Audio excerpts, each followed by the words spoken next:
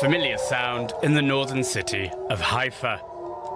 The Israeli army says Hezbollah launched some 180 missiles in separate barrages. Most were taken out by Israel's Iron Dome air defense system, but not all. As well as missiles, Israel says the militant group sent drones into their territory, one of which targeted a holiday home owned by Benjamin Netanyahu in the coastal town of Caesarea.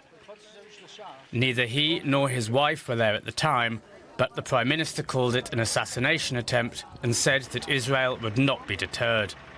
Israel, in turn, carried out airstrikes in Lebanon.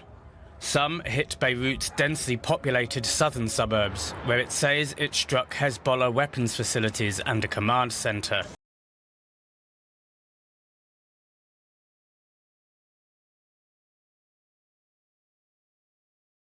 South Korean intelligence has released these satellite images, claiming to show North Korean personnel gathered at a Russian military facility in Khabarovsk.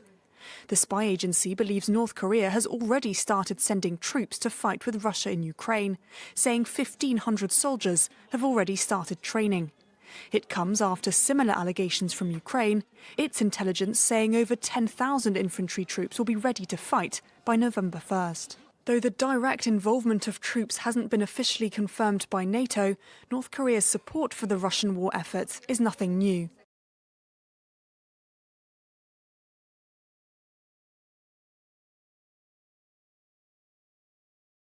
It's been a difficult relationship, but the leaders of Germany and Turkey appear to have put aside their differences for crucial talks on wide-ranging issues, including the escalating conflict in the Middle East and migration in Europe. German Chancellor Olaf Scholz landed in Istanbul after meeting the US, French and British leaders in Berlin. Some Western politicians, including Schulz, hope that Israel's killing of Hamas leader Yahya Sinwar will result in a ceasefire in Gaza after a year of violence.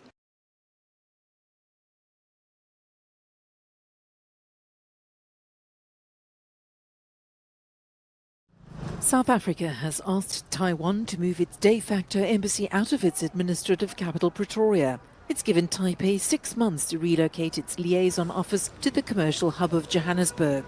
The decision is seen as highlighting Beijing's expanding sway among developing nations. Taipei accused Pretoria of bowing to pressure from China, while Beijing welcomed the decision.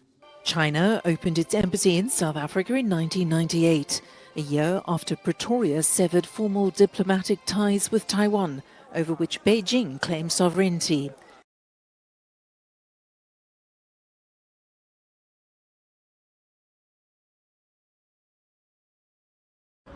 Tonight, Cuba is a country in crisis.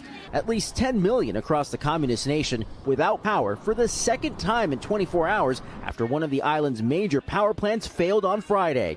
The blackout putting angry residents closer to the brink of catastrophe amid repression and already growing shortages of clean water, fuel and food. Regime officials blaming the problem on aging, crumbling infrastructure, already the source of regular rolling blackouts across the island, and on a shortage of fuel imports.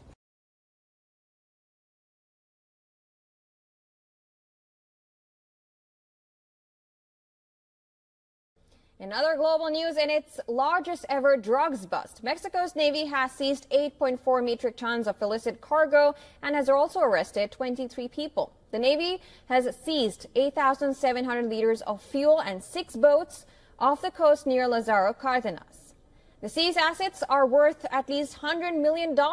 In the never-ending drug crime saga of Mexico, the deadly Sinaloa cartel has seen a surge of violence since September 9th, when 2 of its most powerful groups of the cartel came to blows. On Friday, gunmen opened fire on the office building and several vehicles belonging to the Sinaloan media outlet El Debate, which usually reports on violent events across the northwestern Sinaloa state, was attacked early on Friday morning.